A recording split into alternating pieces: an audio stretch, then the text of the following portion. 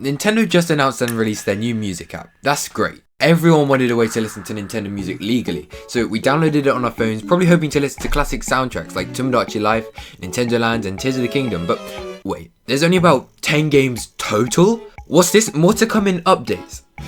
This reminds me of something. So Nintendo just announced and released their new system for Switch Online. That's great, everyone wanted a way to play these games legally, so we downloaded it on our Switch, probably hoping to play classic games like Pokemon Snap and Smash Bros, but wait, there's only 10 games total? More to come in updates. This reminds me of something. So Nintendo just released Switch Sports. This is drip feeding. Nintendo is so incredibly guilty of drip feeding that they've started acting like it's some great blessing. There's two examples, the good and the bad. The good, Smash DLC and Splatoon updates.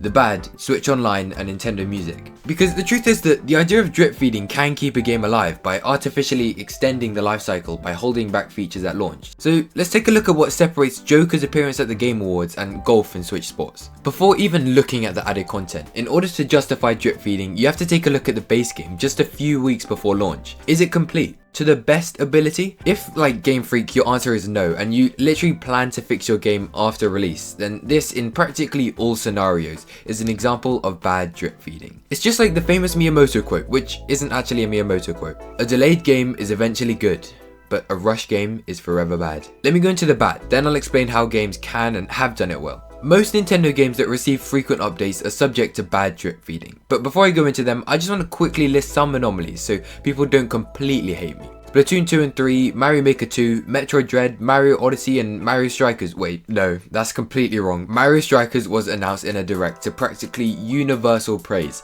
The newest entry in its series in quite a while, but of course, what we got felt like a bare bones game at launch.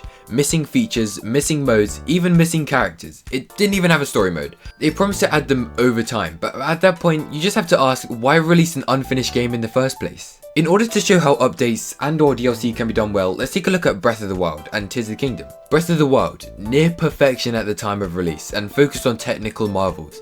This meant that many ideas and concepts were left up in the air upon its eventual release due to time constraints of the upcoming Nintendo Switch release. Therefore, DLC. The devs had more ideas, so more ideas were added to the game. However, these were brand new ideas, not fixing ideas from the base game. On the other hand, in Tears of the Kingdom, when asked about DLC, the creators said they put all of their ideas into the base game, so DLC should not be expected.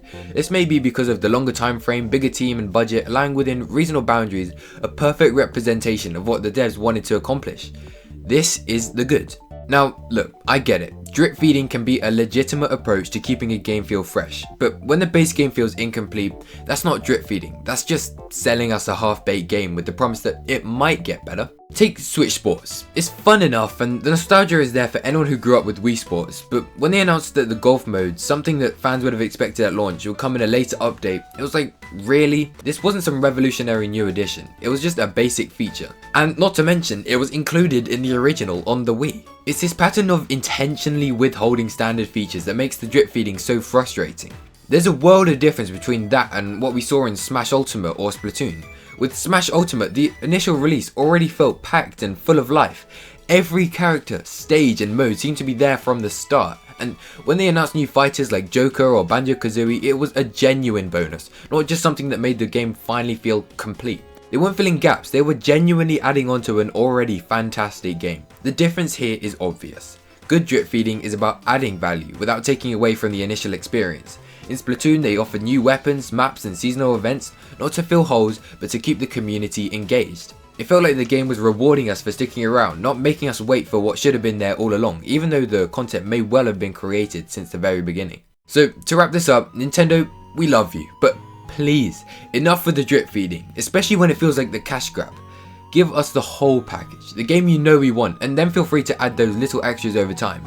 But don't make us feel like we're buying a promise. We just want the real deal up front. Because all it's going to do is reduce pre-orders and initial purchases as people wait over time to buy the game, as they'll learn that they only get better. And the state that a game launches in is its worst state. But yeah, I just wanted to make a quick video because it's so annoying. And I do kind of understand why, because it draws out the hype, but Nintendo Music is just so bare bones. There's about 6 tracks for the Switch. I don't think there's any for the Wii U. But yeah, that's about it. Thank you for watching. Subscribe.